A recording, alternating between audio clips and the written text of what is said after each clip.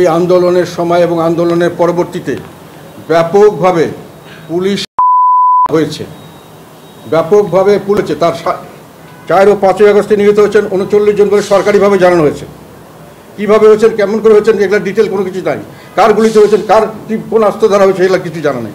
কিন্তু আমরা বাইরে অনেক সময় অনেকের কাছে কথা বলি, অনেক পুলিশ সদস্য নিজেরাই বলেন যে 3-4 হাজারের বেশি হচ্ছে। এখন আমরা এটা জানি না, আমরা জানতে চাই কতগুলো পুলিশ সদস্য মারা গেছে, নিহত হয়েছেন, এবং কতগুলো এখন পর্যন্ত বিভিন্ন জায়গায় আহত হয়ে চিকিৎসাধীন আছে। এইটা আমরা জানতে চাই, দেশবাসী এটা জানতে চায় কি প্রেক্ষিতে তারা কীভাবে তাদের নিহত হলেন।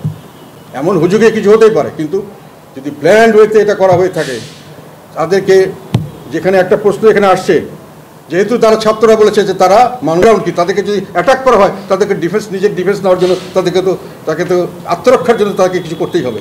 সেই জন্য আবার তারা দোষী সাব্যস্ত হবে, সেই জন্য তাদেরকে নিন্দা করা হবে, তাদেরকে বিভিন্নভাবে ছোট করা হবে। এটা তো সঠিক নয়। আমরা মনে করি সত্যিকার অর্থে যদি তারা নিজের আত্মরক্ষার্থে গুলি করে থাকেন, সেটা তাদের অপরাধের কথা নয়। এগুলো বিবেচনা করা দরকার।